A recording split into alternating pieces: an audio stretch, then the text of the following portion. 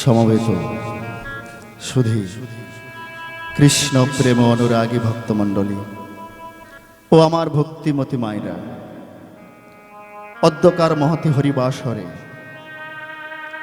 আমরা সবাই মিলে সমবেত হয়েছি একটু হরি কথা কৃষ্ণ কথা আস্বাদন করার জন্য। কীর্তন শুরুর প্রারম্ভে উপস্থিত সমস্ত কৃষ্ণ ভক্ত গৌর ভক্ত মণ্ডলীর চরণে জানাই এই অধম দীনদাসের শতকোটি ভূমিষ্ঠ প্রণাম। আমার নিতাই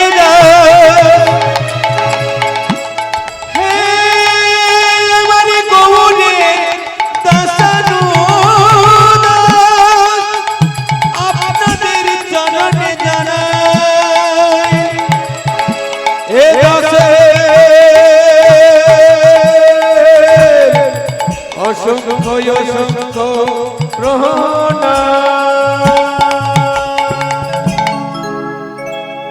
কলিযুগ পাবন অবতার আমার গৌর ভগবান, গৌর ভগবান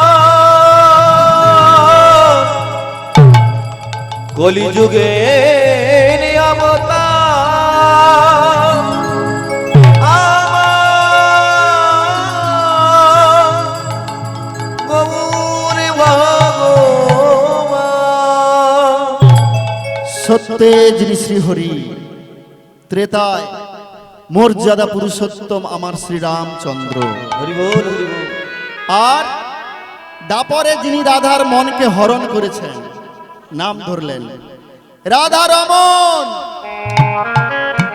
বৃন্দাবনে গোপীজনের প্রাণচরা অর্থাৎ অবিদ্যাকে যিনি সমূলে নাশ করেছেন, নাম ধরলেন গোপীজন বল্লভ কৃষ্ণ মুরারি। কৃষ্ণ মুরারি মুরারি মুরারি গোপীজন কৃষ্ণ মুরারি মুরারি গোপীজন কৃষ্ণ মুরারি। বৃন্দাবনের কুঞ্জবনে নিরমল দর্পণে হরে কৃষ্ণ আপনার রূপ মাধুর্যের আস্বাদন ছলে রাই অঙ্গ কান্তি জালে ঢাকিলেন আপন স্বরূপ। ভাব অঙ্গীকার করি গৌরঙ্গ কান্তি ধরি, গৌর বেশে শ্রীনন্দের নন্দন ভক্ত সঙ্গে কুতূহলী আর মুখে হরি হরি বলি। স্বয়ং ভগবান নেমে এলেন এই কলিযুগে, রাধা কৃষ্ণ মিলিত তনু হলেন আমার গৌর ভগবান। তিনি নেমে এলেন, চলে এলেন এই ধরাধামে। কিন্তু কেন তিনি কেন এলেন বলছেন অচিন্তনীয়, যা চিন্তা করা যায় না, অভাবনীয়, যা ভাবা যায় না, অনাস্বাদিত। ইতিপূর্বে যে প্রেম কেউ কখনো আস্বাদন করে বর্ণনা করেনি, সেই অনাস্বাদিত প্রেম মাধুরী তুমি আবার আস্বাদন করতে এলে দয়াময়।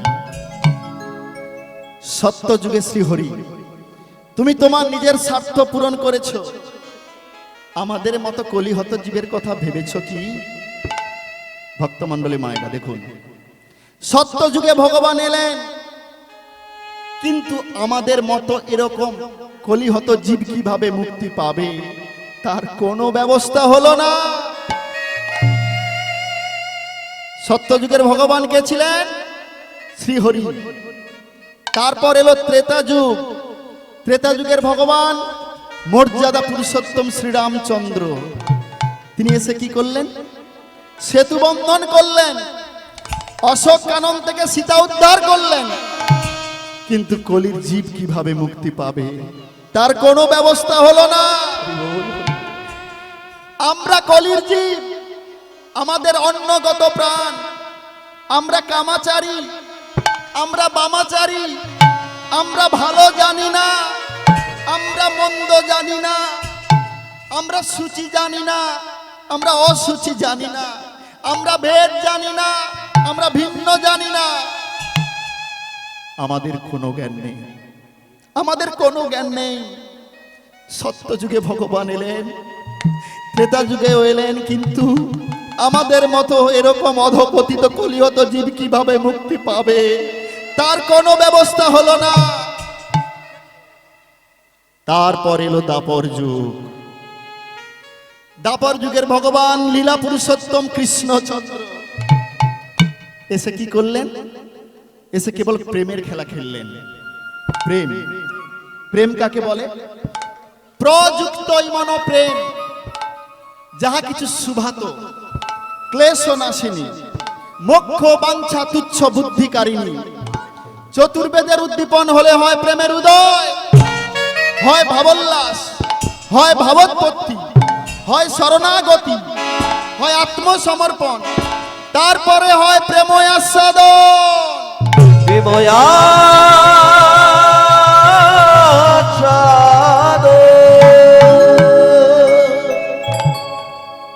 এরপর এলো এই অধুনা কলিযুগ।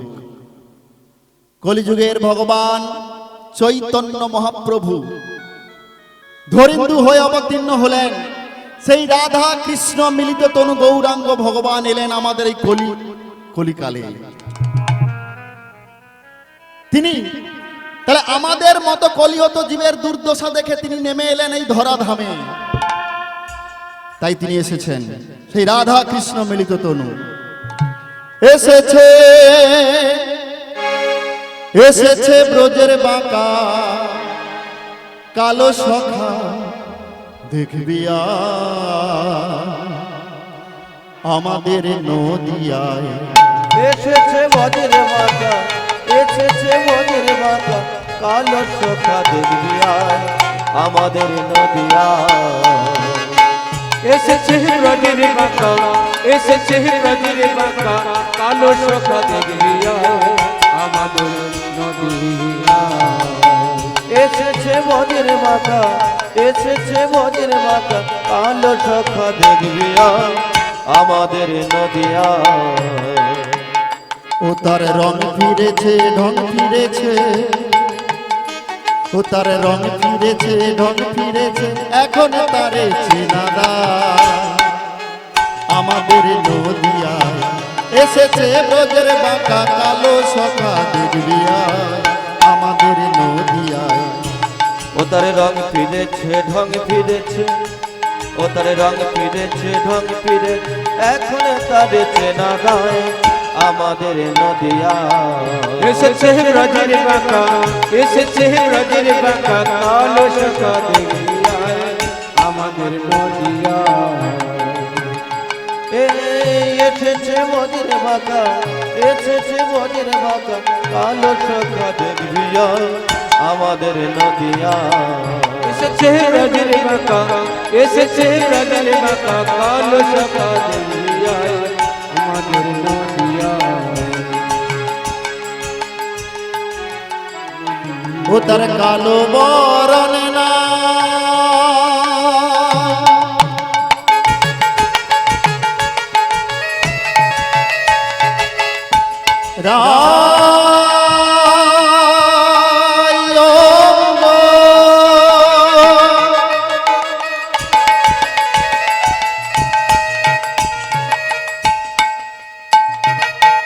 অঙ্গ ডেকে গৌর হলো তাই।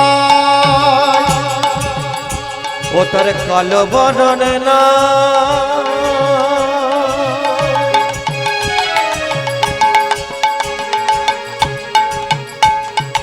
ওরে রাইয়ঙ্গে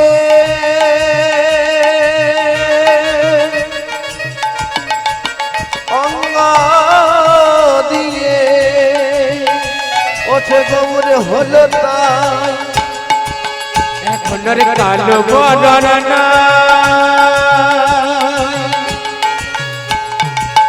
গায়ঙ্গ সঙ্গ পেয়ে গৌর হলো তাই। ও তার কালো বরণ নাই রাই অঙ্গ সঙ্গ করে গৌর হলো তাই। ও তার কালো বরণ নাই রাইয়ঙ্গ সঙ্গ পেয়ে গৌর হলো তাই। সে থাকার প্রেমের খেলা, সে সে থাকার ভাবের খেলা, সে থাকার ব্রজের খেলা, খেলতে এলো নদিয়া আমাদের সোনার নদিয়ায়। এসেছে বজের বাঁকা, এসেছে বজের বাঁকা, কালো সখা দেখবে আয় আমাদের নদিয়া। এসেছে ব্রজের বাঁকা, এসেছে ব্রজের বাঁকা, কালো সখা দেখবি আয় মোদের নদিয়া। ও সে রাধা প্রেমেরিনী হয়েছে,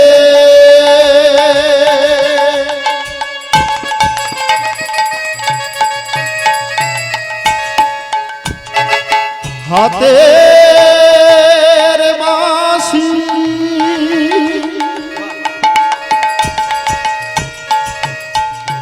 হাতের বাঁশি ফেলে দিয়ে দণ্ড নিয়েছে। ও সে রাধা প্রেমেরিনী হয়েছে,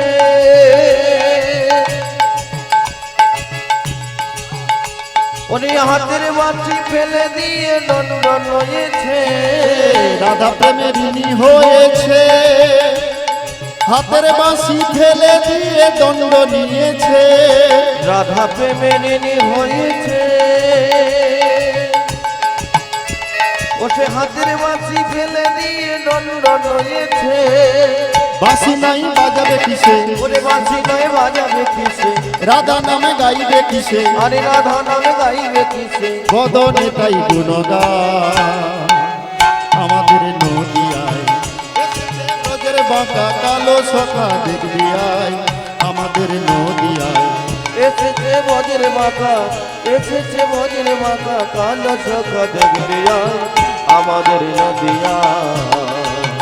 এসেছে ব্রজের বাঁকা, এসেছে ব্রজের বাঁকা, কালো সখা দেখবি আয় মোদের নদিয়া।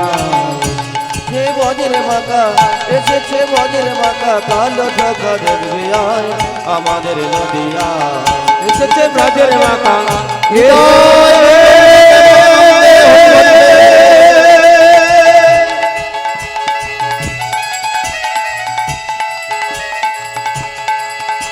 ও কি এসেছে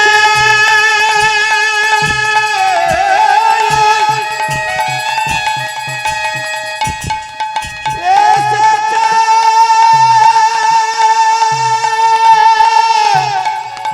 ও সে ব্রজে বাঁকা, কালো সখা তোরা দেখবি ওরে আয়,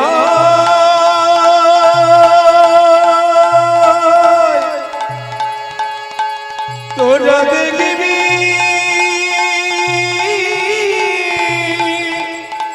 ওরে তোরা দেখবি আয় রে।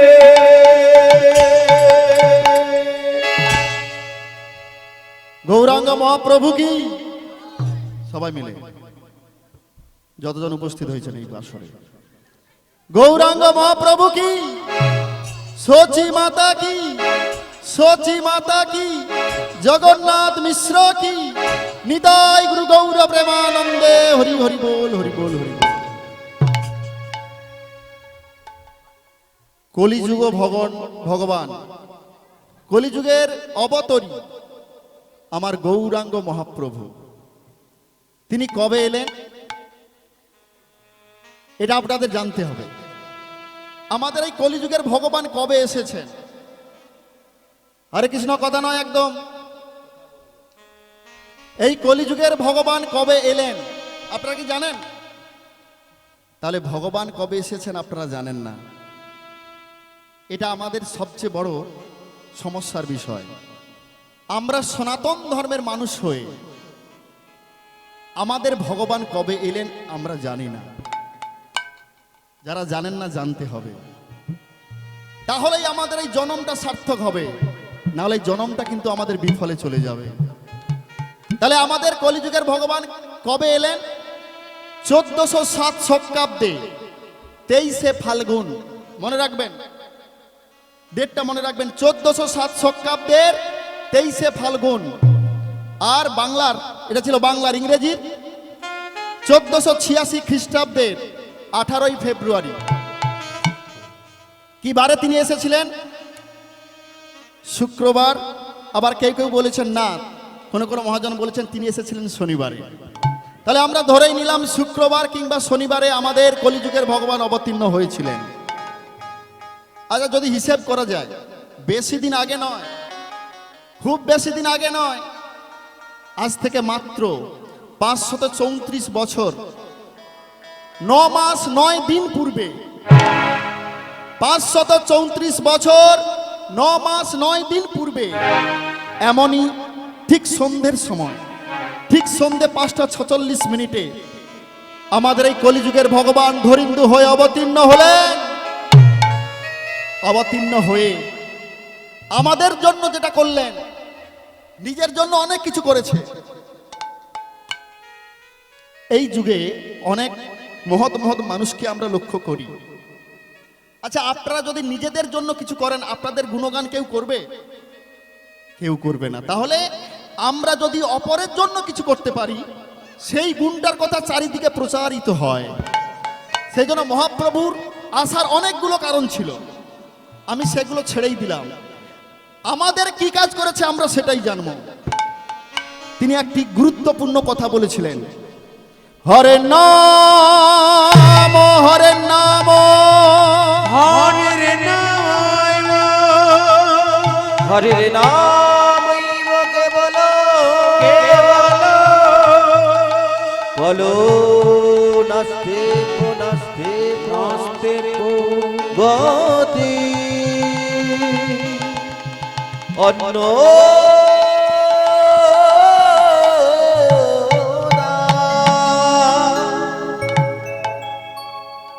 আমাদের কলিযুগের ভগবান অনেক কিছু বলেছেন। আমি মনে করি ব্যক্তিগতভাবে আমাকে যদি বলতে বলা হয়, এটাই হলো সবচেয়ে সর্বশ্রেষ্ঠ উক্তি গৌরাঙ্গ মহাপ্রভুর। কেন না, তিনি ত্রিসত্য করে আমাদেরকে জানিয়ে দিলেন। কি বললেন? হরের নাম হরের নাম হরের নামই বকে বলো। হরের নাম মানে হরিনাম, হরিনাম হরিনাম হরিনাম ছাড়া কলৌ নাস্তেব্য নাস্তেব্য নাস্তেব্য। কলৌ মানে, কলৌ কথার অর্থ হচ্ছে এই কলিযুগের মানুষের গতি নাই গতি নাই গতি নাই। ত্রিসত্য করে বললেন, আমাদের জন্য বললেন। কি বললেন? না, এই হরিনাম ছাড়া আমাদের কোনো গতি নেই।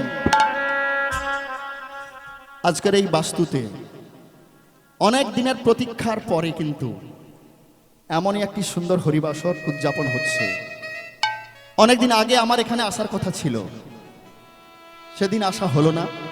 আপনারা সবাই জানেন, এত প্রতিকূলতার সত্ত্বেও আজকের কিন্তু এমনই একটি সুন্দর হরিবাসরের আয়োজন করা হয়েছে। এখানে আমি দেখছি অনেকেই বসে আছেন। আপনাদের এখানে আসাটা সার্থক হবে, আপনাদের এখানে উপস্থিত হওয়া সার্থক হবে। শুধু তাই নয়, আপনাদের জন্মগ্রহণ করাটাও সার্থক হবে যদি এই কথাটা বুঝতে পারেন। অনেক কিছু কথা আছে, সেগুলো বোঝার দরকার নেই। শুধু যারা করেননি, যারা জানেননি, যারা শোনেননি তাদের জন্য। কি না, মহাপ্রভু আমাদের জন্য ত্রিসত্য করে বললেন, এই হরিনাম ছাড়া আমাদের কোনো গতি নাই, গতি নাই, গতি নাই। যদি কোনো মানুষ বর্তমান দিনেও ত্রিসত্য করে বলে না, আমি যাবই আমি যাবই আমি যাবই, মানে সে অবশ্যই আসবে, তাই তো? তাহলে ভগবান আমাদের জন্য সেরকম ত্রিসত্য করে বললেন, তোমাদের এটা করতে হবেই। একজন ব্রাহ্মণ পরিবারে জন্মগ্রহণ করেছিলেন। তার বাড়ি হচ্ছে রাঢ় দেশের একচেকরা গ্রামে। তার নামটা কি? হারাই পণ্ডিত। তার স্ত্রীর নাম কি? পদ্মা দেবী। তিনি একদিন এই ত্রিসত্য অঙ্গীকারে আবদ্ধ হয়েছিলেন। কয়েকদিন ধরে একজন সন্ন্যাসী মানুষ গৃহে এসেছেন।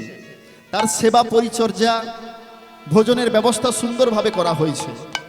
যখন তিনি ওই গৃহ ত্যাগ করে গৃহ থেকে চলে যাবেন, এমন সময় হারাই পণ্ডিত দেখে বলছেন, সন্ন্যাসী বর, আপনি চলে যাচ্ছেন? হ্যাঁ, আপনি 3 দিন আমার গৃহে থাকলেন, সেবা নিলেন, আমাদেরকে কর্ণে হরিনাম শ্রবণ করালেন, আর আপনি কোনো দক্ষিণা না নিয়ে চলে যাবেন, এটা তো হতে পারে না। ও, তুমি আমাকে দক্ষিণা দিতে চাইছো? হ্যাঁ, আমি দক্ষিণা দিতে চাইছি। তাহলে আমি যা চাইবো তোমাকে তাই দিতে হবে। সন্ন্যাসী বর, আপনি তো দেখছেন আমার এরকম পর্ণকুটির। আমার স্ত্রী পদ্মা, সে একটা শাড়িতেই কিন্তু সারা জীবন কাটিয়ে দিল। দ্বিতীয় কোনো শাড়ি কখনোই জোটে না তার কপালে। একটা শাড়ি পরে স্নান সেরে অন্য একটি যে শাড়ি পরিধান করবে অঙ্গে, তারও সামর্থ্য আমাদের নেই। আর আপনি আমাদের কি বা চাইবেন? আচ্ছা, আমি তোমার কাছে যেটা চাইবো তোমাদের দেওয়ার সামর্থ্য আছে। তাহলে বলুন, বলুন আপনি কি চান? না, প্রথমে তোমাকে আমার কাছে ত্রিসত্য অঙ্গীকারে আবদ্ধ হতে হবে। ঠিক আছে, তথাস্তু। বলো সত্য, বলো সত্য, বলো সত্য। তোমার পুত্র কুবেরকে আমায় দান করে দাও। বলো না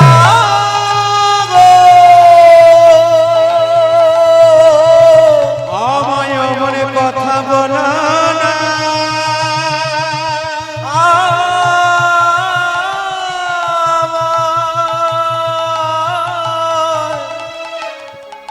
তুমি বলো না। সন্ন্যাসী,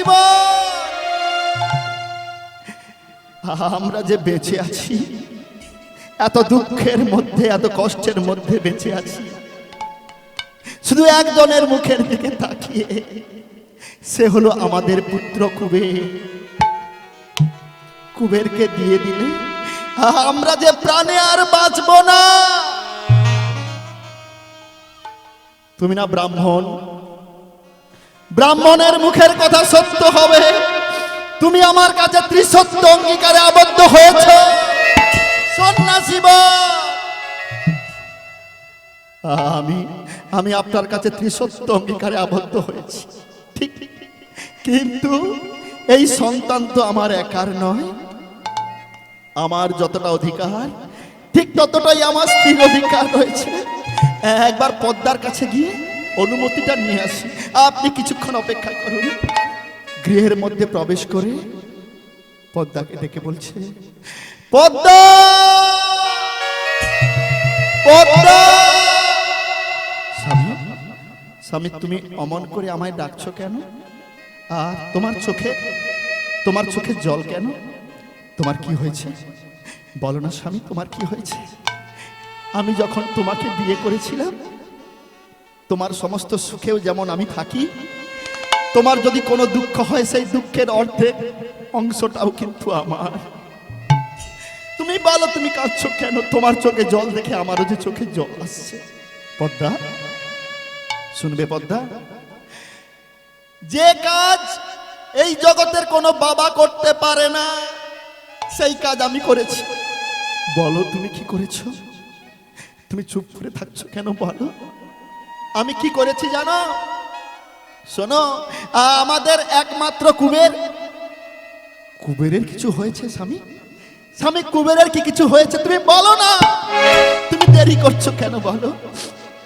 আমি ওই কুবেরকে দান করে দিয়েছি। বলো না, তুমি বলো না, তুমি অমন কথা বলো না, বলো না, বলো না, বলো না গো। স্বামী, তুমি আমাদের একমাত্র কুবেরকে দান করে দিয়েছো।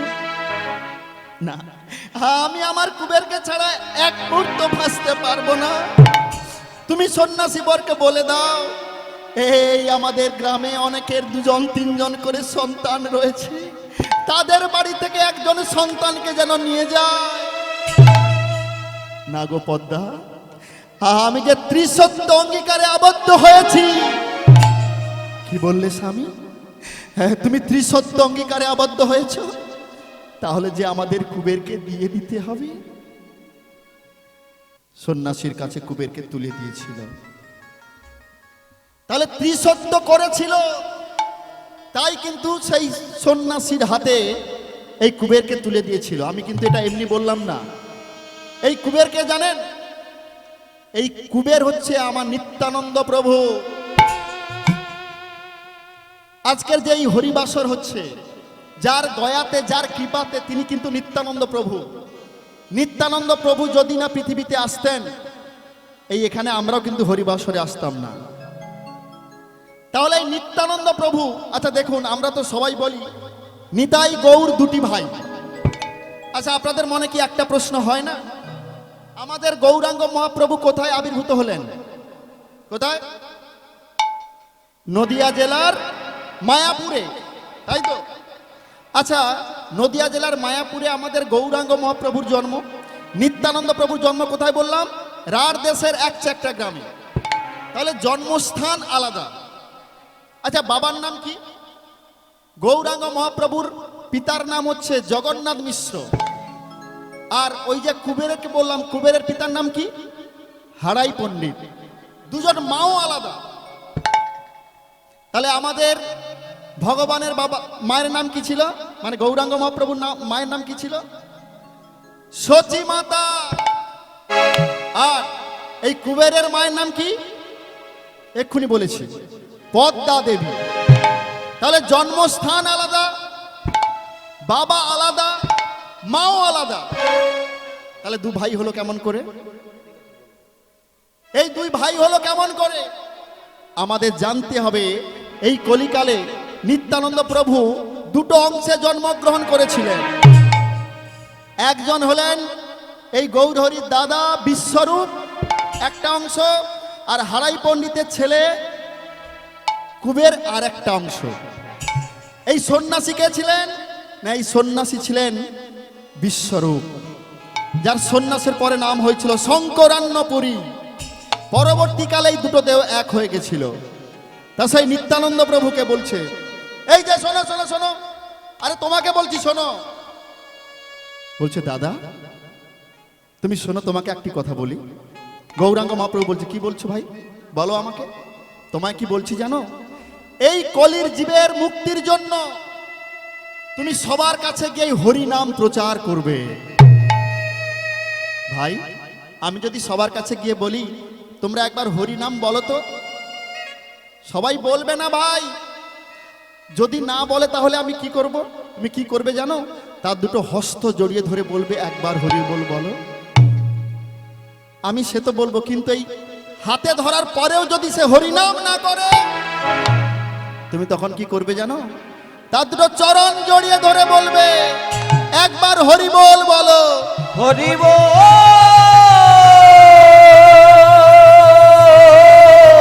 হরি হরি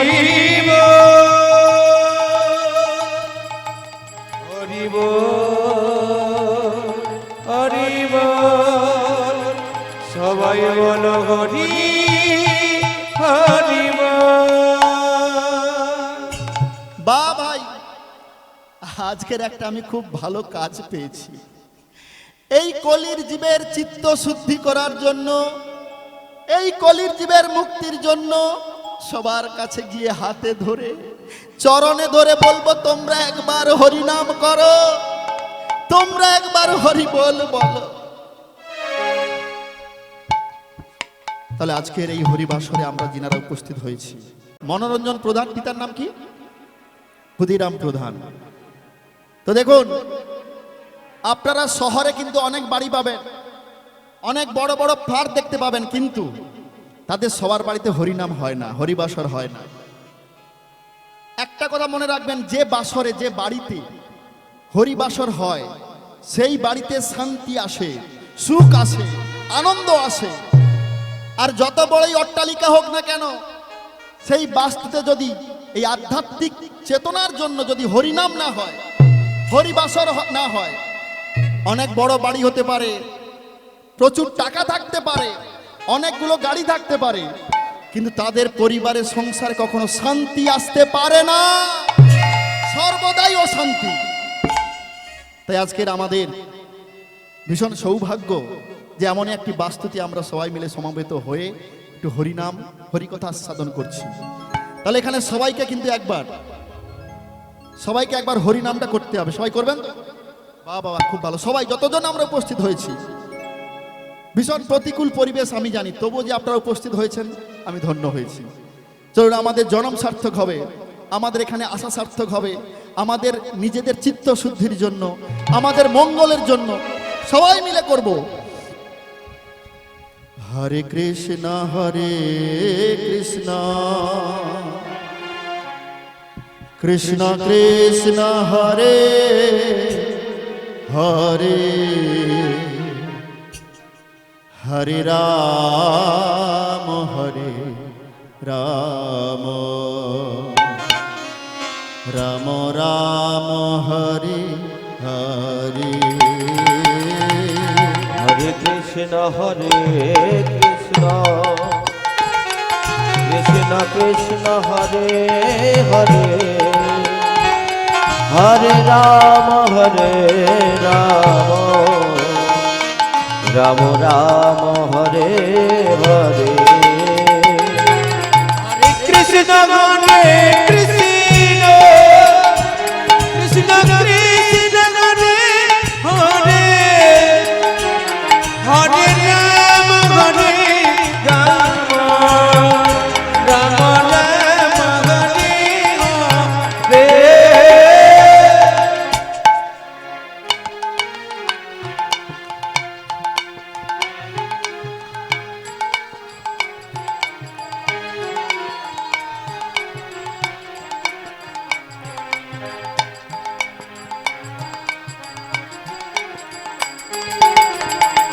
হরে কৃষ্ণ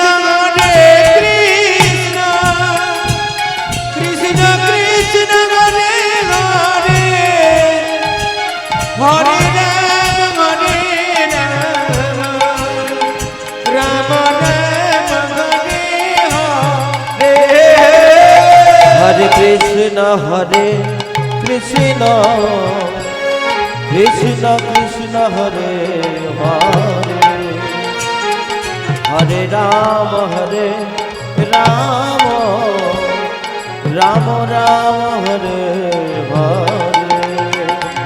হরে কৃষ্ণ কৃষ্ণ কৃষ্ণ কৃষ্ণ হরে হরে হরে রাম রাম রাম হরে হরে। হরে কৃষ্ণ কৃষ্ণ কৃষ্ণ কৃষ্ণ হরে হরে হরে রাম রাম রাম হরে হরে। হরে কৃষ্ণ কৃষ্ণ কৃষ্ণ কৃষ্ণ হরে হরে হরে রাম রাম হরে হরে। হরে কৃষ্ণ কৃষ্ণ হৃদয় গুরু গৌর প্রেমানন্দে উল্লন হরি বল। হরে রাম রাম রাম হরে হরে। ন ধনং ন জনং ন সুন্দরী কবিতাং বা জগদীশ কাময়ে মম জন্মনি জন্মনীশ্বরে ভবতাৎ ভক্তির হইতুকে তৈ। আমি যে শ্লোকটি বললাম এটা কিন্তু আমার নিজের মন গড়া কথা নয়। এই কথাটি বলেছিলেন, এই শ্লোকটি রেখে গেছিলেন এই কলিযুগের ভগবান চৈতন্য মহাপ্রভু। আচ্ছা, এই চৈতন্য মহাপ্রভুর নামটি কেন বলা হয়? অচেতন জীবকে চেতন দান করার জন্য যিনি এসেছিলেন তিনি হলেন শ্রী চৈতন্য। অচেতন জীব, আমরা অচেতন জীব, আমাদেরকে চেতন দেওয়ার জন্য তিনি অবতীর্ণ হয়েছিলেন। শ্রেষ্ঠ পণ্ডিত ছিলেন, পৃথিবীর মধ্যে সর্বশ্রেষ্ঠ পণ্ডিত। এমন কোন পণ্ডিত নেই যিনি এই গৌরাঙ্গ মহাপ্রভুর কাছে পারে জয়ী হতে পারে তর্কযুদ্ধে পাণ্ডিত্যে। তাহলে এত বড় পণ্ডিত ছিলেন। তো তিনি কিন্তু একটিও গ্রন্থ আমাদের জন্য রেখে যাননি, অনেক লিখেছিলেন। সমস্ত কিছু পদ্মা নদীর জলে ভাসিয়ে দিয়েছিলেন, পদ্মা নদীতে ভাসিয়ে দিলেন। মাত্র 8টি শ্লোক রেখে গেছিলেন, 8টি শ্লোক। এই 8টি শ্লোকের মধ্যে সমস্ত শিক্ষা কিন্তু দিয়ে গেছিলেন। আমি একটা শ্লোক বললাম, 4 নম্বর শ্লোকটি কি বলা হলো আরেকবার ভালো করে শুনুন। ন ধনং ন জনং ন সুন্দরীং কবিতাং বা জগদীশ কাময়ে মম জন্মনি জন্মনীশ্বরে ভবতাদ ভক্তি রহৈতুকি তৈ। তিনি বলছেন আমাদেরকে শিক্ষা দেওয়ার জন্য, আমি ধন চাই না, ন ধনং, আমি প্রচুর মানুষের ভালোবাসা চাই না, ন জনং, আমি সুন্দরী স্ত্রীও চাই না, ন সুন্দরী কবিতাং বা জগদীশ কাময়ে। তাহলে কি চাই? মম জন্মনি জন্মনীশ্বরে ভবতাদ ভক্তি রহৈতুকি তৈ। আমি যেন জন্ম জন্মান্তর ধরে তোমার অহৈতুকি ভক্ত হতে পারি। আমি জন্ম জন্মান্তর ধরে যেন আমি শুধু তোমার ভক্ত হতে পারি। দয়াময়, আমরা ভগবানের কাছে কত কিছু চাই, ভগবানের কাছে কত কিছু চাই। এখানে যতজন উপস্থিত রয়েছেন, একজন কেউ একটু বাহু তুলে বলুন তো, আমি সুখে আছি, আমার শান্তিতে আছি, আমি আনন্দে আছি? কেউ আছে? সারা জীবন চেয়ে গেলাম, কালী ঠাকুরের কাছে গিয়ে, কালী মায়ের কাছে গিয়ে বলছি আমাকে একটু সুখ দাও, শীতলা মায়ের কাছে গিয়ে বলছি আমাকে একটু শান্তি দাও, কৃষ্ণের কাছে গিয়ে বলছি আমাকে একটু আনন্দ দাও। কিন্তু সারা জীবন শুধু চেয়েই গেলাম, সুখী আমরা কেউ হতে পারলাম না। কেন? কেন সুখী হতে পারলাম না? যেখানে আমরা এসেছি এই জায়গাটার নাম হচ্ছে মর্তধাম। মর্ত, মর্ত কথার অর্থ, মর্ত কেন নামকরণ হলো? এখানে যত জীব আসে সবাই মরতে আসে। এখানে এমন কোনো জীব নেই যে এসে সারা জীবন সব সময়ের জন্য জীবিত থাকতে পারে। যারই জন্ম হয় তার আবার কিছুদিন পরে মৃত্যু অবসম্ভবী। তাই এর নাম হলো মর্তধাম। এর আরো একটি নাম আছে যাকে বলা হচ্ছে দুঃখালয়ম। এই জায়গাটার আরো একটি নাম দুঃখালয়ম। আচ্ছা, আপনারা যদি বস্ত্রালয়ে যান, কি পাওয়া যাবে বস্ত্রালয়ে গেলে? বলবেন সবাই, একটু একটু তো দেবেন। এই যে সামনে দিয়ে এগিয়ে এলে একটু ভালো হতো, পিছনটা জায়গা নেই। তাহলে এখানে আমরা বস্ত্রালয়ে গেলে কি পাই? বস্ত্র পাই। মিষ্টান্নালয়ে গেলে কি পাবো আমরা? মিষ্টি পাবো। বিদ্যালয়ে গেলে আমরা কি পাবো? বিদ্যা পাবো। মদিরালয়ে গেলে কি পাবো? মদ পাবো। আচ্ছা, তাহলে বস্ত্রালয়ে গেলে আমরা বস্ত্র পাই, মিষ্টান্নালয়ে গেলে আমরা মিষ্টি পাই, বিদ্যালয়ে গেলে আমরা বিদ্যা পাই। আচ্ছা, কেউ যদি, কোনো মানুষ যদি একবার বস্ত্রালয়ে গিয়ে বলে আমাকে 100 পিস মিষ্টি দাও, ভুল কে করলো? মূর্খকে। যে চাইছে সে মূর্খ। তাই আমরা যে সারা জীবন শুধু সুখ চাইছি, মূর্খ আমরা। এর নাম হচ্ছে দুঃখালয়ম। এখানে সুখ পাওয়া যায় না। কুরুক্ষেত্রে যুদ্ধ শেষ হয়েছে, পঞ্চপাণ্ডব জয়লাভ করেছে। ঠিক ঠিক সেই দিন রাত্রিবেলায় দ্রৌপদীর 5 জন পুত্রকে অশ্বত্থামা হত্যা করেছে। দ্রৌপদী এসে বলছে, স্বামী, আমার 5 জন পুত্র সবাই মারা গেছে, আমার 5 জন পুত্র আর কেউ বেঁচে নেই। তখন অর্জুন বলছে, দ্রৌপদী, দ্রৌপদী, চলো এই মুহূর্তে গিয়ে আমি ওই অশ্বত্থামাকে হত্যা করব। দ্রৌপদীর 5 জন পুত্র মারা গেল। দ্রৌপদী বলছে, না স্বামী না, ও অশ্বত্থামা হচ্ছে আমাদের গুরুদেবের পুত্র, গুরুদেবের পুত্র, সে প্রণম্য আমাদের, ওকে যদি হত্যা করা হয় তাহলে আমরা যে ব্রহ্ম হত্যার পাপে লিপ্ত হব। ভগবান কৃষ্ণচন্দ্র কি করলেন? ভগবান কৃষ্ণচন্দ্র যুধিষ্ঠিরকে রাজা করলেন, রাজতিলক অঙ্কিত করলেন, এসে কুন্তী মায়ের কাছে উপস্থিত হলেন। কুন্তী মাকে এসে বলছে, পিসিমা, পিসিমা সম্পর্কে হয় কেন না, বসুদেবের বোন ছিল কুন্তী মা। বলছে, পিসিমা তুমি আজকের কি চাও বলো, তুমি আজকের যা চাইবে আমি তোমাকে তাই দেব। শুনুন, কুন্তী মা ভগবানের কাছে, স্বয়ং ভগবানের কাছে, আমরা যদি ভগবানের সাক্ষাৎ পেয়ে যাই, যদি ভগবান এসে আমাকে একবার বলে তুমি কি চাও বলো, তাহলে আমরা এই যুগের মানুষ, এই পৃথিবীর মানুষ, আমরা কি চাইবো ভাবুন, কি চাইবো আমরা। কিন্তু কুন্তী মা কি চাইলো দেখুন, বলছে, কৃষ্ণ তুমি যদি আমায় কিছু দিতে চাও আমাকে দুঃখ দাও। পিসিমা তুমি আমার কাছে দুঃখ চাইছো? হ্যাঁ, আমি দুঃখ চাইছি, কারণ দুঃখ পেলেই আমি তোমাকে স্মরণ করব, দুঃখ পেলেই আমি তোমাকে মনে রাখবো।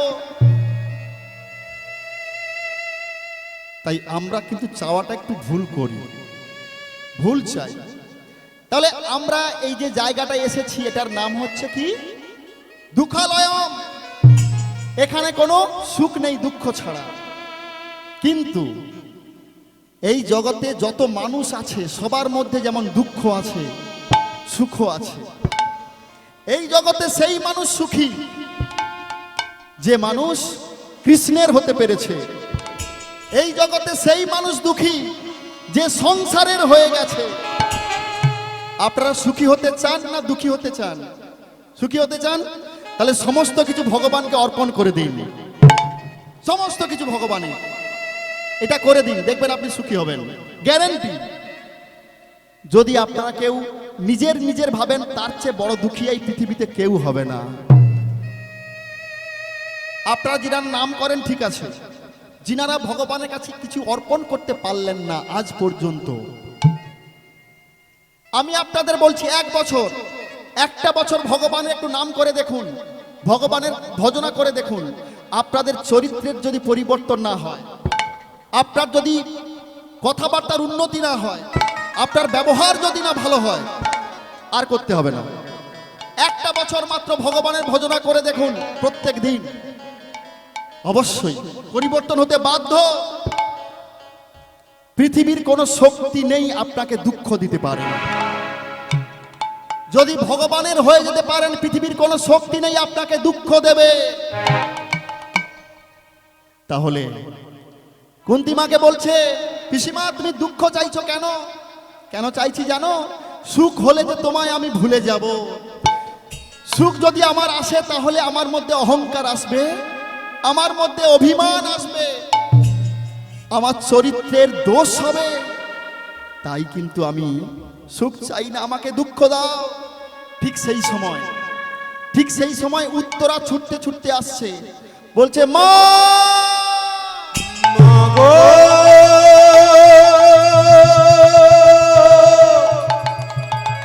আমার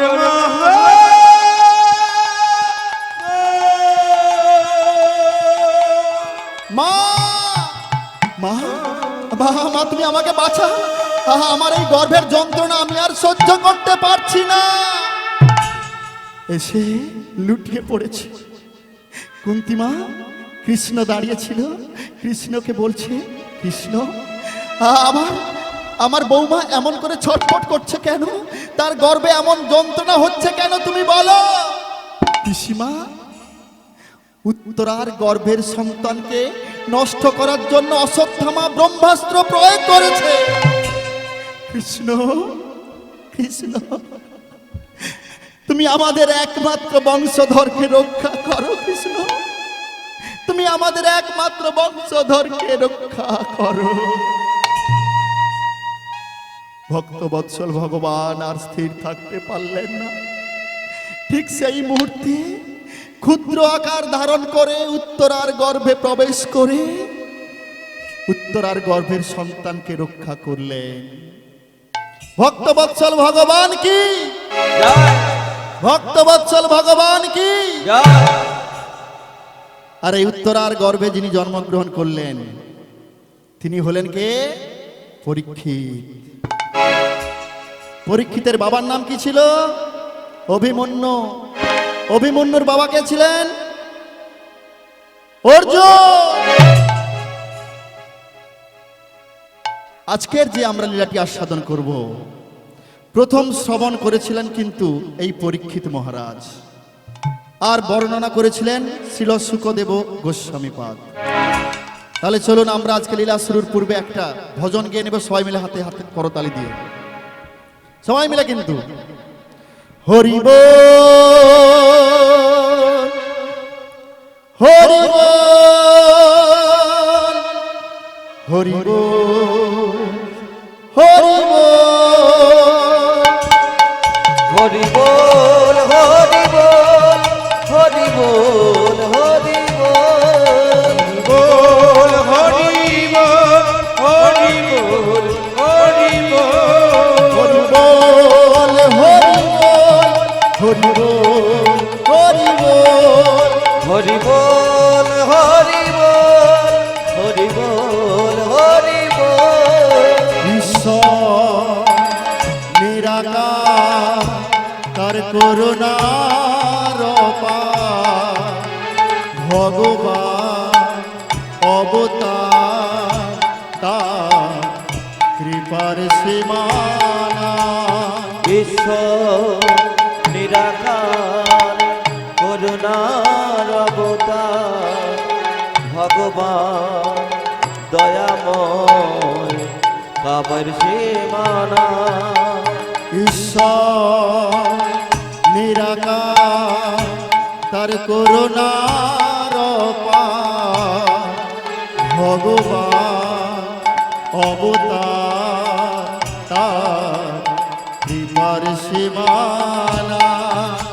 ঈশ্বর নিরাকার করুণার অবতার, ভগবান দয়াময় তার করুণার সীমানা। হরি বল, হরি বল, হরি বল, হরি বল। হরি বল হরি বল হরি বল হরি বল। বল হরি বল হরি বল হরি বল। যেই নাম সেই কৃষ্ণ, একবার ভজ নিষ্ঠা করি, নামেরও সহিত আছে আপন সে হরে। যেই না সেই কৃষ্ণ ভজ নিষ্ঠা করে, নামের সহিত আছে আপন শ্রীহরে। যেই নাম সেই কৃষ্ণ, একবার ভজ নিষ্ঠা করি, নামেরও সহিত আছে আপন সে হরি। যেই না সেই কৃষ্ণ একেবারে ভজ নিষ্ঠা করে, নামের সহিত আছে আপন শ্রীহরে। হরি বল, হরি বল, হরি বল, হরি বল। বল হরি বল হরি বল হরি বল। হরি বল হরি বল হরি বল হরি বল। হরি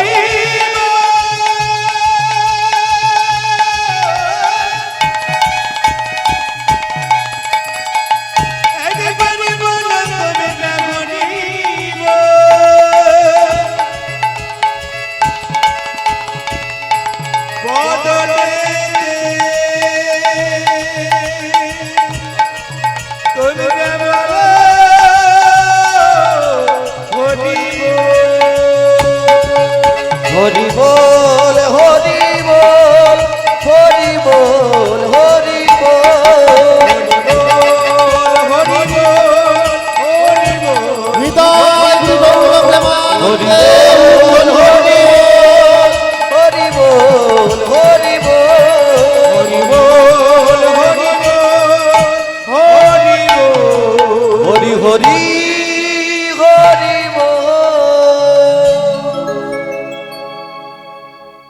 ভগবান বিষ্ণুর 10টি অবতার, যার মধ্যে 5টি অবতার সত্যযুগে হয়ে গেল। মৎস্য, কুর্ম, বরাহ, নৃসিংহ, বামন। তাহলে এই সত্যযুগে ভগবানের বিষ্ণুর 10 অবতারের মধ্যে একটা অবতার সম্পর্কে আজকে আমরা আলোচনা করব। ত্রেতা যুগে বিষ্ণুর 2টি অবতার, দুটোই কিন্তু রাম। একজন হচ্ছেন পরশুরাম, আর একজন হচ্ছেন সীতাপতি রাম বা দাশরথী রাম। দাপর যুগে একটি অবতার, সেটা কি? হলধর। আর এই কলিকালে 2টো অবতার, একটা হচ্ছে বুদ্ধ, যে অবতার নিয়ে নিলেন, আর একটি বাকি আছে কল্কি অবতার। তিনি কেন আসবেন পৃথিবীতে? ভগবান কি জন্য আসবেন?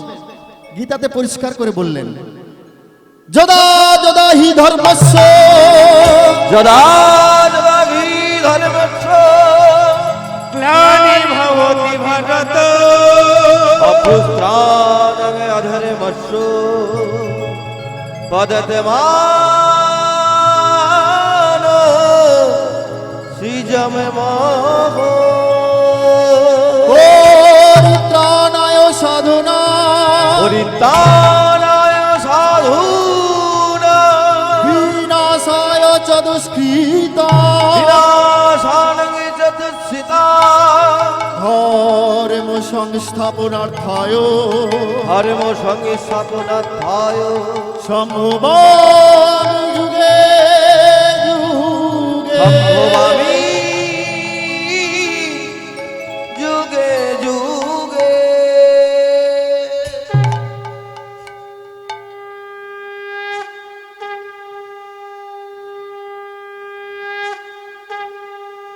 ভগবান স্বয়ং কৃষ্ণচন্দ্র বললেন, যখন যখন ধর্মের গ্লানি হবে এই ভারতবর্ষে, গ্লানির্ভবতি ভারত অভ্যুত্থানম অধর্মস্য, যখন অধর্মের প্রাদুর্ভাব হবে, তদাত্মানম সৃজম্যহম, তখন আমি অবতীর্ণ হব। কেন?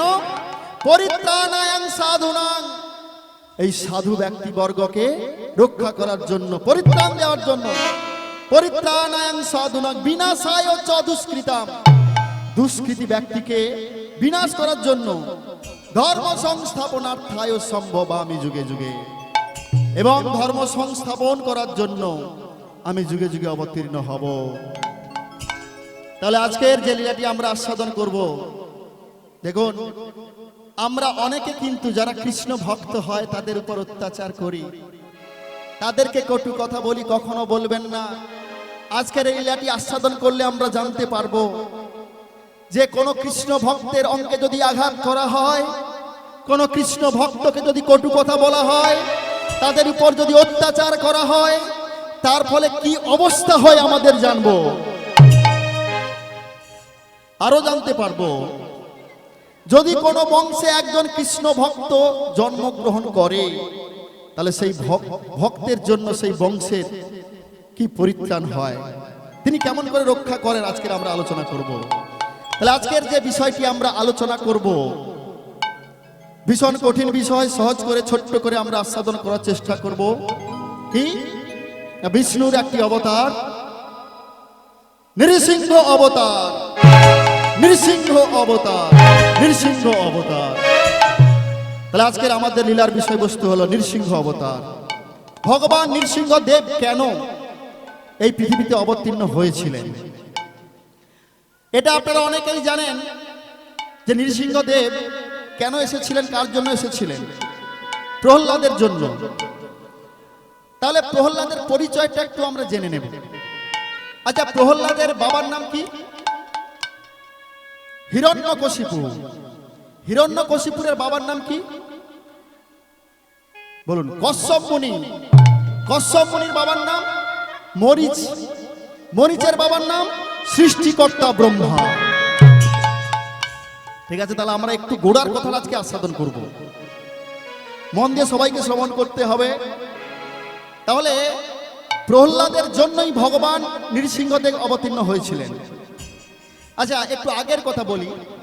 যখন নৃসিংহদেব প্রহ্লাদকে দর্শন দিলেন, তো প্রহ্লাদ একদিন জিজ্ঞেস করছে, আচ্ছা দয়াময়, আমাকে একটা প্রশ্নের উত্তর দিতে হবে। বলো তুমি কি জানতে চাইছো? আচ্ছা, আমি তোমার ভক্ত হলাম কেন? আমি তোমার ভক্ত হলাম কেন? বলছে, ও তুমি এটা জানতে চাইছো? ঠিক আছে, তাহলে তোমাকে আমি সুন্দর করে বলছি, মন দিয়ে আস্বাদন করো। পূর্ব জন্মে তুমি ছিলে একজন ব্রাহ্মণ সন্তান, কিন্তু বেদ পাঠ করনি। তুমি ব্রাহ্মণ সন্তান ছিলে কিন্তু বেদ পাঠ করনি।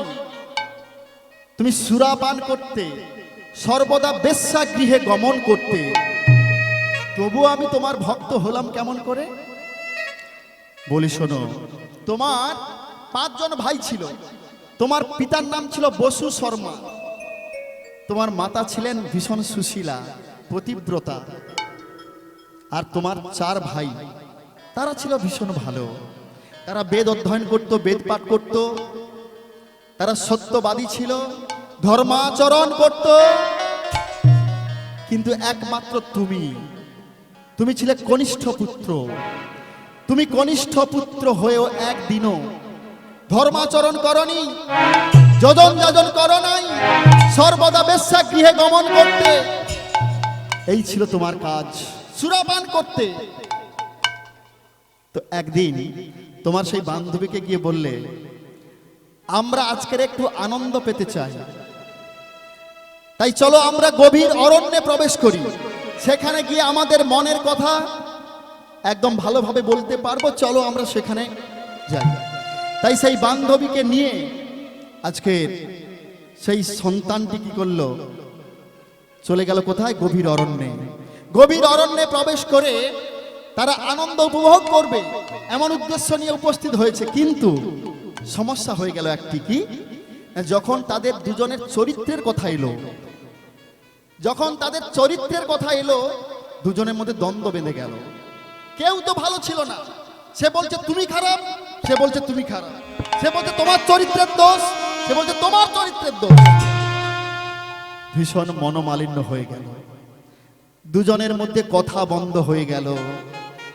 অদূরে একটি ভাঙা বাড়ি, ভাঙা ধ্বংসাবশেষ একটা বাড়ির মধ্যে দূরে দুজনে গিয়ে বসে আছে, একান্ন, একা একা হয়ে।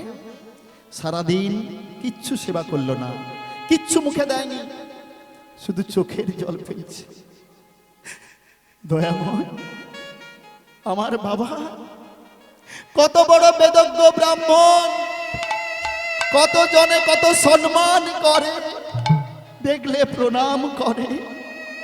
আমার 4 ভাই, তারাও ভীষণ ভালো, তারা কত সুন্দর।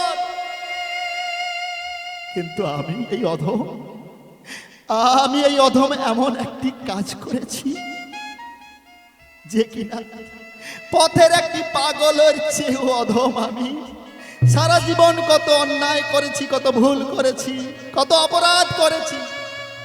দয়াময়, ওগো দয়াময়, তুমি কি পারো না আমাকে একটু সঠিক পথে নিয়ে যেতে? দয়াময়, আমি তো একদম পথের ভিখারির চেয়ে, পাগলের চেয়ে অধম হয়ে গেছি।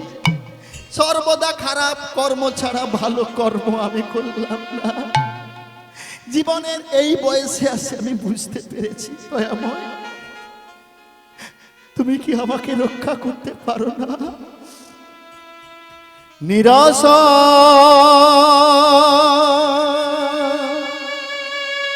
সাগরে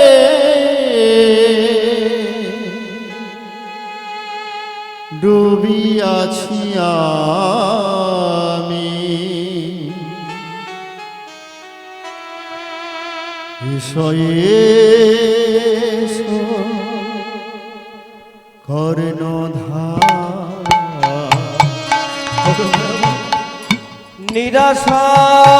নিরাশার সাগরে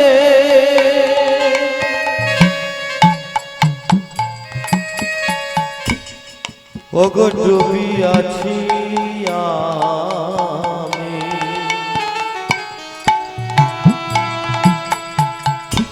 এসো এসো করুণা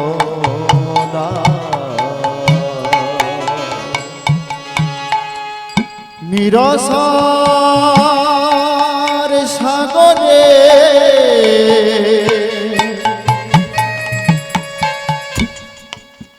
ডুবে আছি আমি। এসো এসো কর্ণধার, নিরাশার সাগরে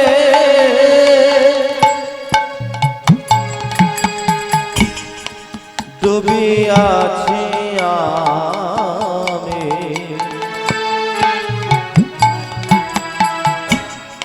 এসো এসো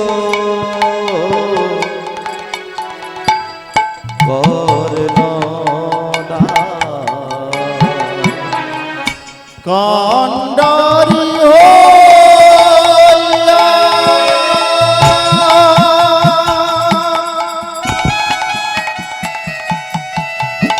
দয়া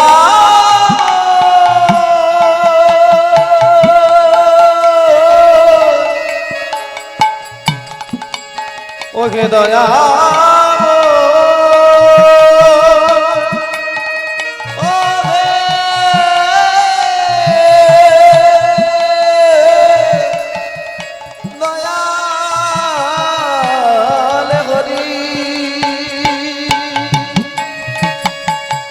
কান্ডারি হইয়া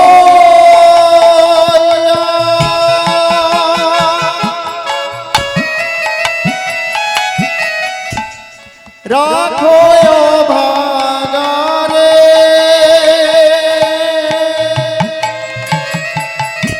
ভগবান্ডারি হইয়া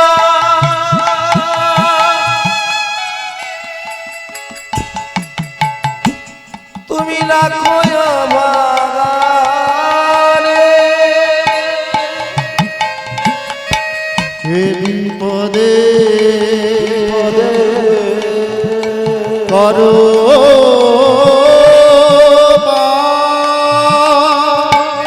কান্ডারি হইয়া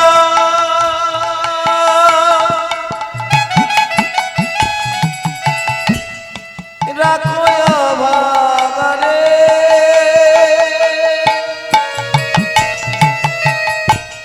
এ বিপদে কর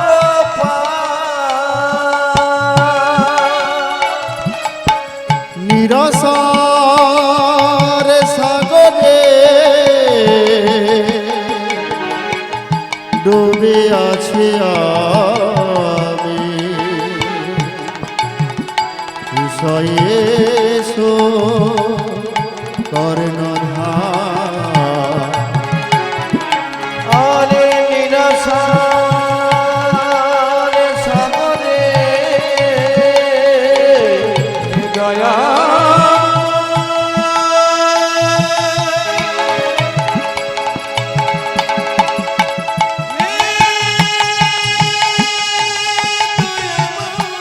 নিতাই গুরু গৌর প্রেমানন্দে হরি হরি বল। হে দয়া কৃপা করে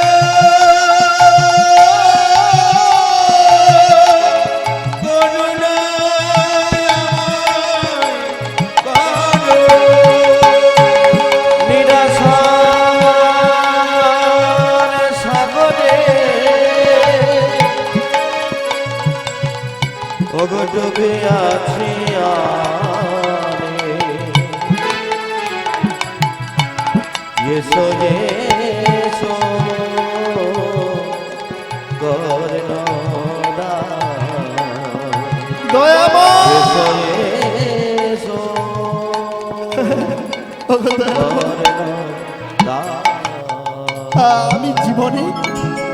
আমি জীবনে যে জঘন্যতম কর্ম আমি করেছি আমি জানি, আমি সেখান থেকে কোনোদিন মুক্তি পাবো না দয়াময়। তাই তো দয়াময় এই জগতে আমার মতো এরকম জঘন্য প্রাণী পৃথিবীতে নেই।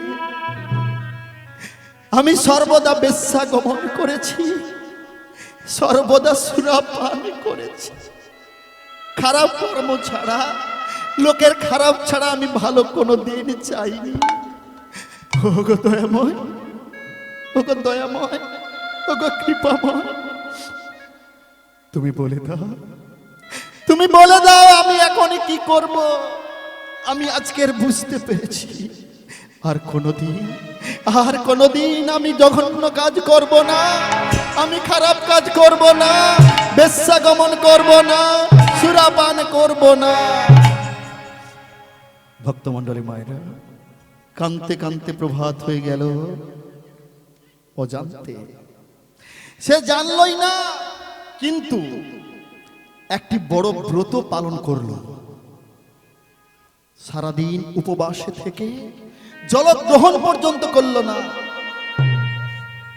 আর যে স্থানটিতে সে শুধু ভগবানকে দেখেছে, চোখের জল ফেলেছে, সেই স্থানটি হলো একটি প্রাচীন মন্দির। সেই পবিত্র স্থানে বসে বসে সারা দিন সারা রাত্রি শুধু ভগবানের জন্য চোখের জল ফেলেছে। জানো প্রভু, জানো, আমি আর এমন জঘন্যতম কাজ করব না।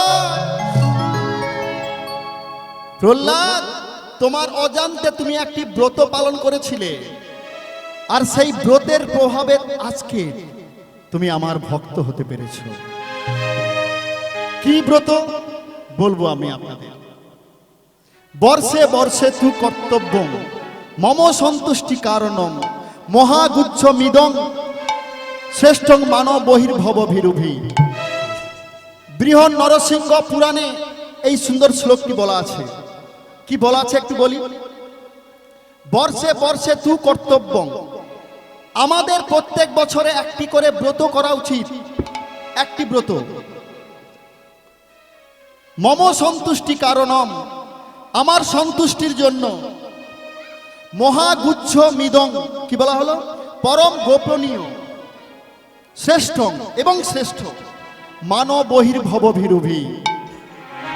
আমাদের এই যে জ্বালা যন্ত্রণা, ভব মানে হচ্ছে সংসারে, যদি আমরা এই ব্রতটা করতে পারি তাহলে এই ভব সংসারের সমস্ত জ্বালা থেকে আমরা মুক্তি পেয়ে যাব। নিতাই গুরু গৌর প্রেমানন্দে, হরি হরি বল। এই ব্রতটা কারা কারা করেছিল একটু বলি। এই ব্রতটি করেছিলেন সৃষ্টিকর্তা ব্রহ্মা সৃষ্টি শক্তি লাভের জন্য। এই ব্রত করেছিলেন মহাদেব শিব ত্রিপুরাসুরকে বধ করার জন্য। এই ব্রতটি করেছিলেন দেবতারা স্বর্গের সুখ পাওয়ার জন্য পূর্বের জন্মে এই ব্রতটি করেছিলেন। এই ব্রত করলে অপুত্র ভক্ত পুত্র লাভ করবে, অর্থকামী মানুষ অর্থ লাভ করবে, আয়ুষ্কামী মানুষ তাদের আয়ু বৃদ্ধি পাবে। তাহলে ব্রতটি কি? এতক্ষণ কিন্তু বলিনি, তার গুণাগুণগুলো বলেছি আমি। এই ব্রতটি হলো, সবাই মনে রাখুন, সারা জীবনে তো আমরা শুধু অন্যায় করেই চললাম, পাপের খাতায় তো কিচ্ছু নেই। তাহলে এই ব্রতটি করতে হবে সবাইকে। যে লীলাটি আমরা আস্বাদন করব সেই লীলার জন্যই কিন্তু এই কথা বলা। প্রত্যেক বছরে বৈশাখ মাসের শুক্ল পক্ষের চতুর্দশী তিথি, আরো জানা থাকলে বলতে পারেন সেই তিথিটি কি? হ্যাঁ, বৈশাখ মাসের শুক্ল পক্ষের চতুর্দশী। ভুল হলে বলুক, কোনো অসুবিধা নেই। বৈশাখ মাসের শুক্ল পক্ষের চতুর্দশী তিথি, এটা হলো শ্রী নৃসিংহ চতুর্দশী। এই ব্রত যদি কোনো মানুষ পালন করতে পারে, একটা গুরুত্বপূর্ণ কথা বললাম, কি? মহাগুজ্জ মিদং, এটা পরম গোপনীয়। আমি বলছি না, শাস্ত্র বলছে। কেন? এই ব্রতটার কথা এখনো পর্যন্ত সবাই জানতে পারেনি। আপনারা কি সবাই জানেন? হ্যাঁ, আজকে জানলেন। এই জন্য বলা হচ্ছে পরম গোপনীয় এবং শ্রেষ্ঠ। তাহলে সবাইকে ব্রতটি করতে হবে। নিতাই গুরু গৌর প্রেমানন্দে, হরি হরি বল। জপ নাম কৃষ্ণ না মধুর না হরি না জপনা কৃষ্ণ নাম মধুর নাম হরি নাম কাপড়া কৃষ্ণ নাম মধুর নাম হরি নাম জপনাম কৃষ্ণ নাম মধুর নাম হরি নাম জপনাম মধুর নাম কৃষ্ণ নাম হরি নাম একবার শয়নে একবার স্বপনে তোমরা লহরে কৃষ্ণ না বলো শয়নে একবারে স্বপনে তোমরা লরে কৃষ্ণ নাম একবার শয়নে একবার স্বপনে তোমরা লহরে গৌর না বলো স্বপনে একবারে শয়নে তোমরা লরে কৃষ্ণ নাম জপ নাম কৃষ্ণ নাম মধুর নাম হরি নাম জপনাম কৃষ্ণ নাম মধুর নাম হরি নাম হবে আসিয়া প্রেমে ভাসিয়া তোমরা লহরে কৃষ্ণ না হবে আসিয়া প্রেমে ভাসিয়া তোমরা লরে কৃষ্ণ নাম হবে আসিয়া প্রেমে ভাসিয়া তোমরা লহরে গৌর না হবে আসিয়া প্রেমে ভাসিয়া তোমরা লরে কৃষ্ণ নাম জপ নাম কৃষ্ণ নাম মধুর নাম হরি নাম জপনাম কৃষ্ণ নাম মধুর নাম হরি নাম জপনাম কৃষ্ণ নাম মধুর নাম হরি নাম একবার বিশ্বাসে দৃঢ় বিশ্বাসে তোমরা লহরে গৌর না বলো নিঃশ্বাসে দৃঢ় বিশ্বাসে তোমরা লরে কৃষ্ণ নাম একবার নিঃশ্বাসে দৃঢ় নিঃশ্বাসে তোমরা লহরে গৌর না বলো নিঃশ্বাসে দৃঢ় বিশ্বাসে তোমরা লরে কৃষ্ণ নাম জপ নাম কৃষ্ণ নাম মধুর নাম হরি নাম জপনাম কৃষ্ণ নাম মধুর নাম হরি নাম জপনাম কৃষ্ণ নাম মধুর নাম হরি নাম জপনাম কৃষ্ণ নাম মধুর নাম হৃদয় গৌর প্রেমানন্দে উদ্ধর মধুর নাম হরি নাম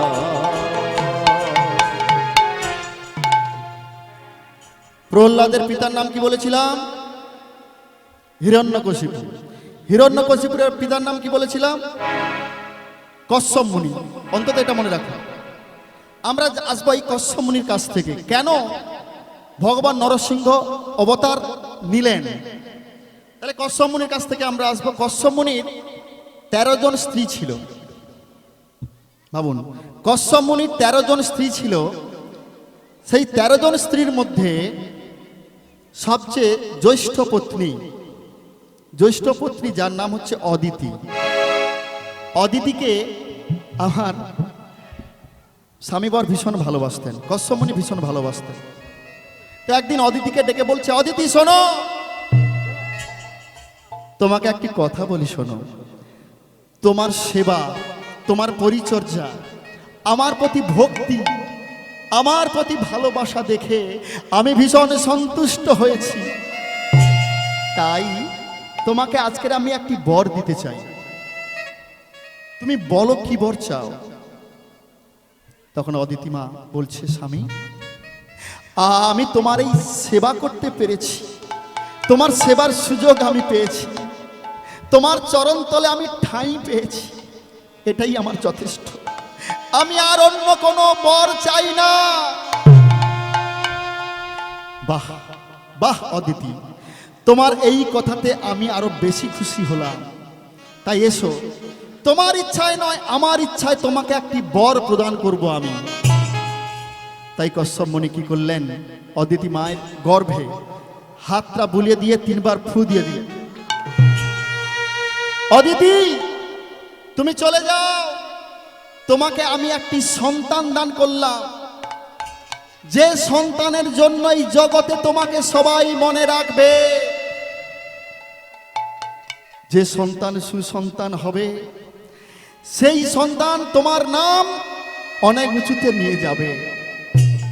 ভক্তমণ্ডলী মায়েরা দেখুন, আজকের আমরা সবাই অর্থ রোজগার করি, এত পরিশ্রম করি কেন? আমরা সন্তানের জন্য, যাতে আমার সন্তান ভালো হয়, তারা ভবিষ্যতে যাতে সুখে থাকতে পারে, তার জন্যই কিন্তু করছি। আচ্ছা একবার ভাবুন, আপনার সন্তান যদি খারাপ হয়ে যায়, কুসন্তান হয়ে যায়, আপনার জীবনের সমস্ত পরিশ্রম বৃথা হয়ে যাবে। তাই আমাদের প্রথম কর্তব্য হলো, প্রথম কাজ হলো আমাদের সন্তানকে সুসন্তান রূপে তুলে ধরা, আমাদের সন্তানকে সুসন্তান করে গড়ে তুলতে হবে। তাই বলছে জানো, আমরা যে সবার কাছে এত অহংকার করি, সবাই আমাকে এত ভালোবাসে কেন জানো? আমার সন্তান ভালো বলে, আমার সন্ততি ভালো বলে। আপনার সন্তান যদি কোনো খারাপ কর্ম করে, যদি কোনো অন্যায় করে, সেই পিতা মাতার মাথা হেট হয়ে যায়। তাই আমরা চাইবো আমাদের সন্তান সুসন্তান যাতে হয়, তার চেষ্টা করা। অদিতি, তোমাকে আমি এমন একটি অমূল্য সম্পদ দিলাম, যে সম্পদের জন্য তোমাকে জগতের মানুষ মনে রাখবে। আপনারা প্রত্যেক দিন পূর্ব দিকে কে উদিত হয়? সূর্যদেব। এই সূর্যদেবের মা কিন্তু অদিতি। তাহলে অদিতিকে যখন আশীর্বাদ করেছে, গৃহের মধ্যে প্রবেশ করেছে, কিছুদিন পরে সবাই জানতে পেরেছে অদিতি মায়ের গর্ভ সঞ্চার হয়েছে, গর্ভে সন্তান এসেছে, সন্তানের মা হতে চলেছে। ঠিক এমন সময় দিতি যখন জানতে পারলো, ঠিক সেই সময় ছুটে ছুটে এসে স্বামীকে বলছে, স্বামী স্বামী গো,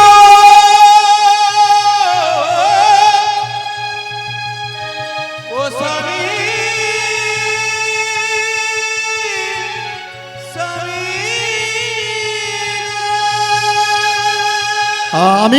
আমি কোনো কথা শুনতে চাই না।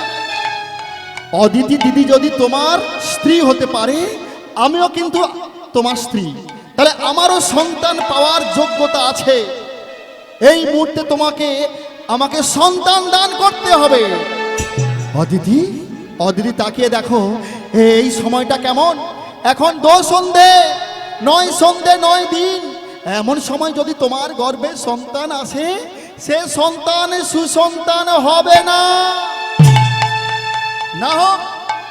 না হোক সুসন্তান, কিন্তু এই মুহূর্তে তোমাকে আমার গর্ভে সন্তান দান করতে হবে।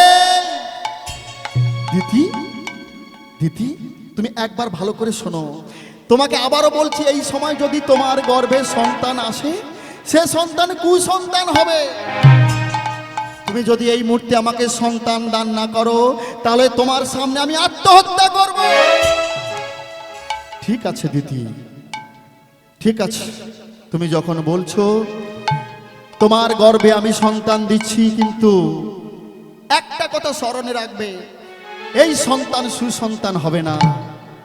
এসো দিদি। তাই দিদিকে ডেকে গর্ভে হাতখানা বুলিয়ে দিয়ে 3 বার ফু দিয়ে দিলেন। বলছে যাও, তোমার গর্ভে সন্তান আসবে, কিন্তু আবারও বলছি, সেই সন্তান সুসন্তান হবে না। ভক্তমণ্ডলী মায়েরা, শাস্ত্র এখানে আমাদের শিক্ষা দিল, ঠিক সন্ধ্যের সময়, মানে 6টা বাজতে 24 মিনিট বাকি থাকবে, আর 6টা বেজে 24 মিনিট, এই 48 মিনিট সময়ে আমাদের খারাপ কথা, খারাপ সঙ্গ, খারাপ কাজ করা চলবে না। এই সময় কি করতে হবে? মন্দিরে যেতে হবে, মঠে যেতে হবে, নাহলে বাড়িতে বসে আমাদের একান্তে ভগবানের আরাধনা করতে হবে। এই সময় হলো ভগবানের আরাধনা করার সময়। আর এই সময় যদি কারুর গর্ভে সন্তান আসে, গ্যারান্টি 100% গ্যারান্টি সেই সন্তান সুসন্তান হবে না। ভগবান নির্দেশ দিয়েছে তাকে, ভোলা মহেশ্বরকে, যার হাতে ত্রিশূল আছে, তিনটে ফলা আছে না, একটা হচ্ছে আদি দৈবিক, আদি ভৌতিক, আধ্যাত্মিক। এই জগতের মানুষ এই দোসন্ধ্যের সময় যখন ভক্তরা মন্দিরে যায়, মঠে যায়, গৃহের এক কোণে বসে ভগবানের আরাধনা করে, এই সময় যদি কোনো মানুষ খারাপ সঙ্গ করে, খারাপ কথা বলে, কারুর উপর অত্যাচার করে, সেই মানুষের সুখ কোনোদিন হবে না। তুমি সবার কাছে ছুঁয়ে দিয়ে আসবে, সবাই দুঃখে থাকবে, তারা সুখী হতে পারবে না। ভক্তমণ্ডলী মায়েরা, তাহলে বুঝতে পারলেন এই সময় আমাদের কি করা উচিত। দিদি মায়ের গর্ভে যখন সন্তান এসেছে, মা তো ভীষণ আনন্দিত। কতদিন গর্ভে সন্তান ছিল? 100 বৎসর।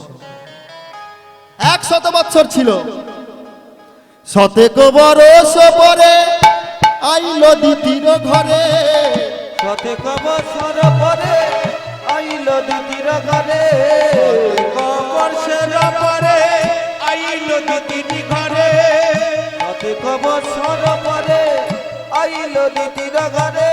আনন্দেতে হইল মগন, ও তারা আনন্দেতে হইল মগন, তারা আনন্দেতে হইল মগন। তারা আনন্দেতে হইল মগন।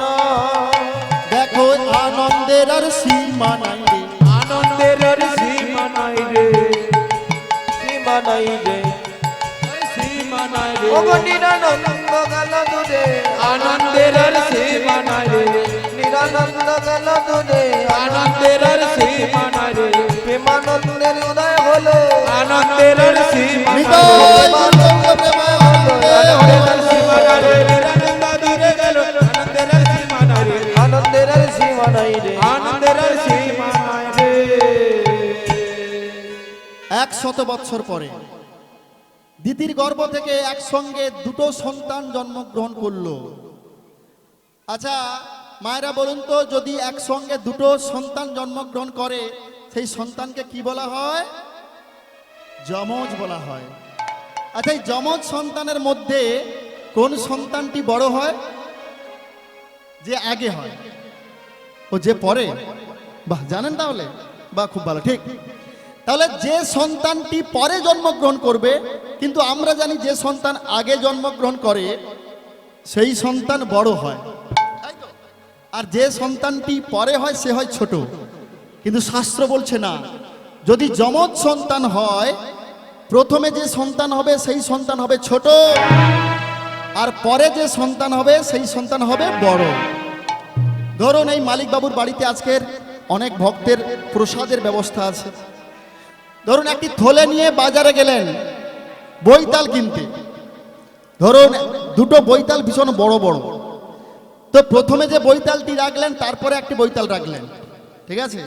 যখন বাড়িতে নিয়ে এসে বৈতালটি বের করানো হবে, আচ্ছা যে বৈতালটি পরে রাখা হয়েছিল সেটাই কিন্তু আগে আসবে, আগে বেরোবে। যদি ঢালেনও সুদা, তাহলে যেটা পরে ছিল সেটাই কিন্তু আগে চলে আসবে, যেটা কিন্তু আগে রাখা হয়েছে সেটা কিন্তু আসবে পরে। তাই মায়ের গর্ভে যার সৃষ্টি আগে হলো সে কিন্তু বেরোতে পারছে না। তাই প্রথমে যে হলো সে কিন্তু ছোট, আর পরে যে হলো সে কিন্তু বড়। তাহলে প্রথমে জন্মগ্রহণ করলো কে? হিরণ্যাক্ষ। আর পরে জন্মগ্রহণ করলো হিরণ্যকশিপু। কশ্যপয়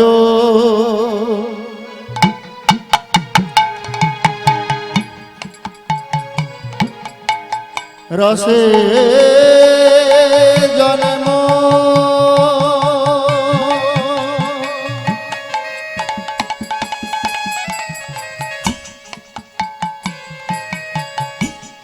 দিদির নন্দ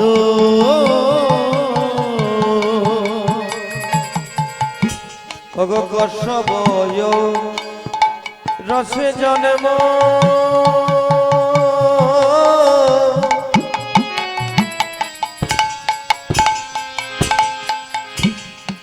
তিতির নন্দ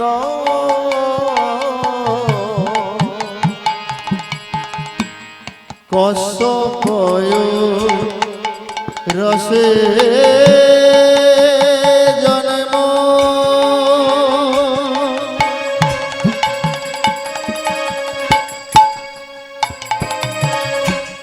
দিদির নন্দ বর্ষবজ রসে জন্ম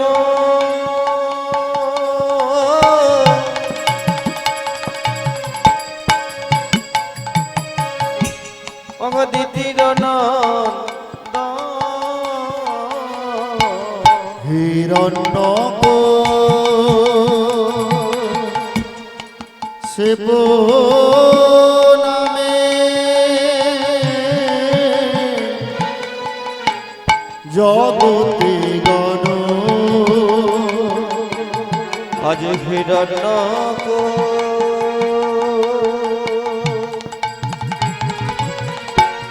শিবর নামে জন্মিল তন হিরণ্যক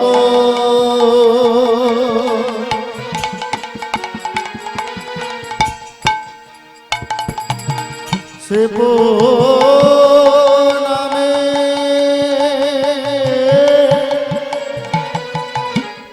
জগতে গণ আজ হিরণ্যক শিবর নামে জন্মিল তন